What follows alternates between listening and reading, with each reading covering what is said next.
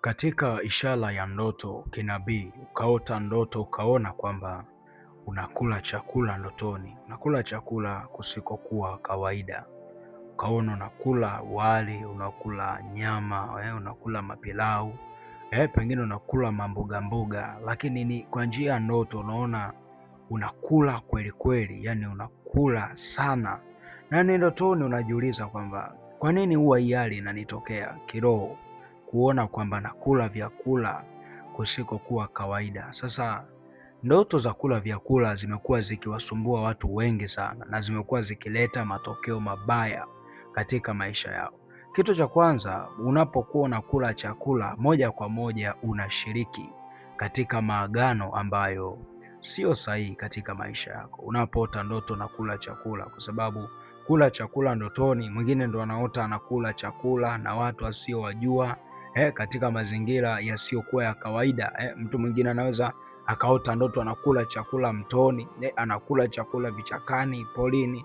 Hasa ishara ya namna hiyo inaashiria kutawaliwa na roho za kipepo au kutawaliwa na nguvu za giza, kutawaliwa na nguvu za kichawi, kwa sababu pale ambapo unaota ndoto unaona kwamba unakula chakula, elewa kabisa ni fungamano la kipepo hilo, ni fungamano la kiagano. Walio wengi wanaota ndoto wamekula vyakula, hata wakiamka asubuhi miili yao inakuwa ni dhaifu, hata wakiamka asubuhi miili yao inakuwa haina nguvu. Kwa sababu gani? Wanakuwa wamepoteza kile kibali, wameibiwa ile nyota ya mng'ao, wamedhoofishwa kiroho. Adui anakuwa amewadhoofisha katika mfumo wa muktadha huo. Kwa hiyo kiroho, pale ambapo ukaota ndoto ukaona umekula sana chakula, umekula sana vyakula, alafu ukaamka, usipuuze ndoto ya namna hiyo.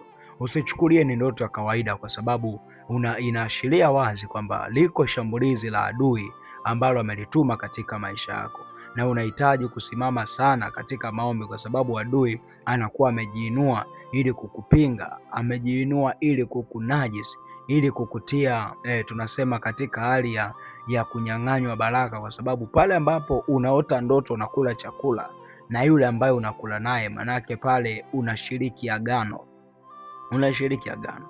Moja ya njia pia ya maagano si damu tu, hata katika kula.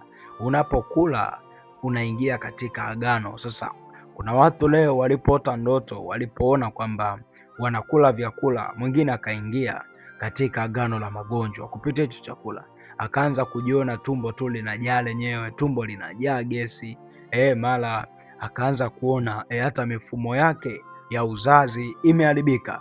Lakini ni pale chanzo ni nini? Chanzo ni pale ambapo aliota ndoto, aliona kwamba anakula chakula na akachukulia kwamba ni ndoto ya kawaida. Kumbe ulimwengu wa roho, adui amepata nafasi ya kuleta mashambulizi katika maisha yake. Adui amepata nafasi ya kuleta mavamizi katika maisha yake. Kwa hiyo pale ambapo unaona ishara za namna hiyo kiroho, ni muhimu sana ukasimama katika maombi, kuvunja maagano yote mabaya ambayo adui anakuwa ameyatuma katika maisha yako, kuvunja vifungo vyote vya kimaagano au unajisi wa kiroho na wa kimwili pia kupitia hizo ndoto ambazo umeota. Kuna watu walikopo ni waombaji sana, walikopo wanaomba kweli kweli, lakini tangu alipoota ndoto ya namna hiyo, anakula chakula katika ndoto, akapoteza ile nguvu ya maombi ikafa. Saizi sio muombaji tena. Alikopo ni mtu anampenda Mungu, anahudhuria sana ibada, lakini tangu alipoota ndoto za kula vyakula, ile nguvu ya ibada ikazimishwa ndani yake, ile nguvu ya kumpenda Mungu ikazimishwa ndani yake. Kwa sababu gani? Kile chakula ambacho alikula katika ndoto ni agano moja kwa moja. Kwa sababu gani ameacha? Kwa sababu alijihusisha na maagano ya miungu mingine, lakini kwa njia ya chakula. Kwa hiyo ishara ya namna hiyo kiroho, ukiota ndoto ya namna hiyo, hebu funga, ingia kwenye maombi, funga hata kwa masaa 12, funga, haribu hizo roho, zikatae hizo roho, jitakase kupitia damu ya Yesu, jioshe kupitia damu ya Yesu, ondoa vikwazo vyote vya kiroho, ondoa mamlaka zote za unajisi na uchafu, ondoa, zikatae, ziharibu, zisambaratishe kabisa, ili Mungu aweze kukupa nafasi na majira mapya kiroho pale ambapo unakuwa unaona ishara za namna hiyo. Kwa hiyo ni muhimu sana pale ambapo ukawa unaota ndoto za namna hiyo, Usichukulie tu kwamba ni ndoto za kawaida. Simama katika maombi na Mungu atakubariki sana. Ninakutakia wakati mwema. Niliyekuwa nazungumza nawe ni Kuhani Samuel Yosia. Tunapatikana Mbezi Malamba Mawili. Ukihitaji msaada wa kiroho fika kanisani, lakini ukihitaji msaada wa kiroho pia namba zetu za WhatsApp ziko hapo. Ninakutakia wakati mwema.